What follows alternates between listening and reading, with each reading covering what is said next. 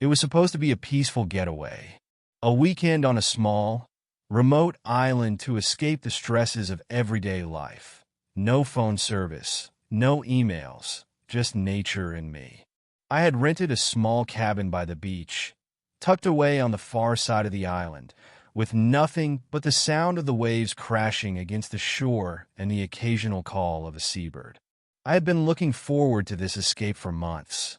Little did I know, the island would bring me far more than peace and solitude. The first day passed by like a dream. I explored the island, walked along the shoreline, and swam in the clear waters. The island was beautiful, isolated, and felt untouched by civilization. But the second day was when things took an unexpected turn. I was hiking through a dense part of the island I hadn't yet explored, the trees thick and tangled overhead. The path was difficult to follow, and I was beginning to regret not bringing a map when I saw something strange on the ground, a piece of metal, gleaming under the sunlight that filtered through the canopy.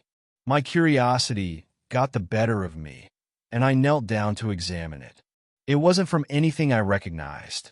It wasn't like any piece of machinery or equipment I had seen on Earth. The metal was smooth, almost as if it had grown from the very earth itself, and its surface shimmered with an iridescent glow. The piece of debris was clearly out of place in the natural surroundings. As I continued to inspect the metal, I heard a faint sound, like someone calling out for help, soft but desperate.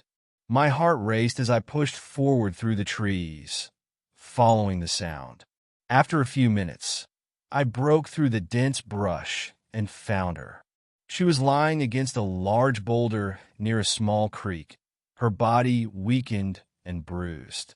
Her skin was a deep shade of blue, smooth but dotted with faint marks, and her hair was silver, cascading down her back like liquid light.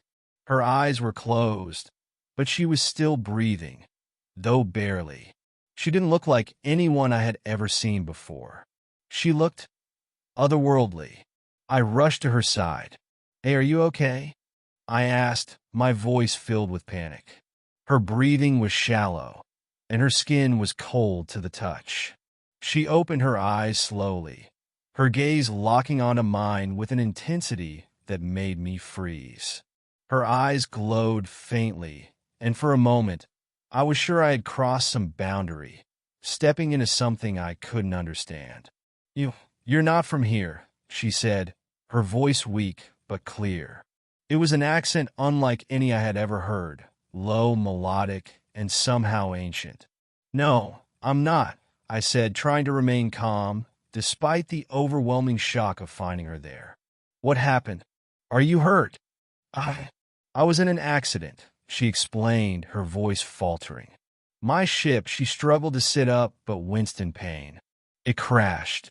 I've been here for days. I don't know how to fix it. The damage is beyond my ability." I couldn't believe what I was hearing. She was an alien. There was no mistaking it. Her appearance, her words, the technology she spoke of, it was all real. My mind raced as I tried to process everything, but one thing was clear. She was stranded alone and in need of help. "Where did you come from?" I asked, kneeling beside her. "How did you get here?" "I come from a far-off star system," she explained, her voice gaining a little strength. "My ship was hit during a routine mission. I crash-landed on this island. I've tried to repair my ship, but I don't have the tools or the knowledge of your planet's resources to make the necessary repairs." I glanced at the wreckage scattered nearby. There were pieces of metal, broken circuits, and remnants of something I couldn't identify. It was like nothing I had ever seen before. This was not from Earth. I turned back to her, suddenly aware of how fragile the situation was. "I can help," I said, though I had no idea what I was getting myself into. "I don't know anything about alien ships, but I can help you find what you need." The alien woman looked at me with a faint glimmer of hope in her glowing eyes. "You would help me?" she asked, her voice soft.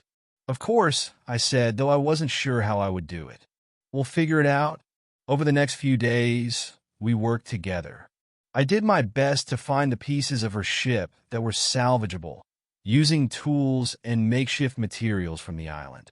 Her knowledge of technology far surpassed anything I had ever encountered.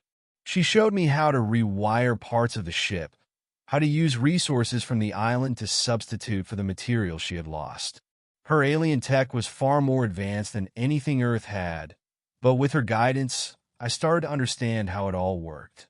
During that time, we spoke more about her home planet, her people, and the mission she had been on before the crash. Her species, she explained, was part of a peaceful alliance in the galaxy, focused on exploration and diplomacy. She had never encountered humans before and was fascinated by the differences between our worlds. In turn, I shared my own stories of Earth, its history, culture, and the strange reality of life here. But the deeper we got into the repairs, the more I realized how much of her story was hidden. She never spoke about her ship's true purpose or what had caused the crash.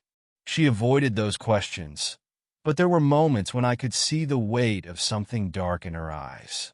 Finally, after days of work, we managed to get her ship back in working order. It wasn't perfect, but it would fly. As we prepared for her departure, I couldn't help but feel a sense of loss. The bond we had formed, however brief, had been undeniable. I didn't want her to leave. "I owe you more than words can say," she told me, her eyes filled with gratitude. "You saved me. You gave me a chance to return home." I smiled softly, though the thought of her leaving was bittersweet. "You don't have to thank me. I couldn't have left you stranded here." She nodded, and for a moment, there was silence between us. Then, before she boarded her ship, she turned to me with a gentle smile. "Perhaps one day, our paths will cross again," she said. "In the vastness of the universe, we may meet again." As her ship lifted off the island and disappeared into the sky, I watched until it was nothing but a speck in the distance. I was left standing on the beach, with the quiet island behind me, knowing that I had experienced something truly extraordinary. A simple man on a quiet island who found an alien woman stranded and helped her return to the stars. The Stranded Alien is a story of unexpected encounters, mutual understanding, and the shared hope that no matter how far apart we are all connected by the same universe. It explores the bond formed between two very different beings and the transformative power of offering help in times of need.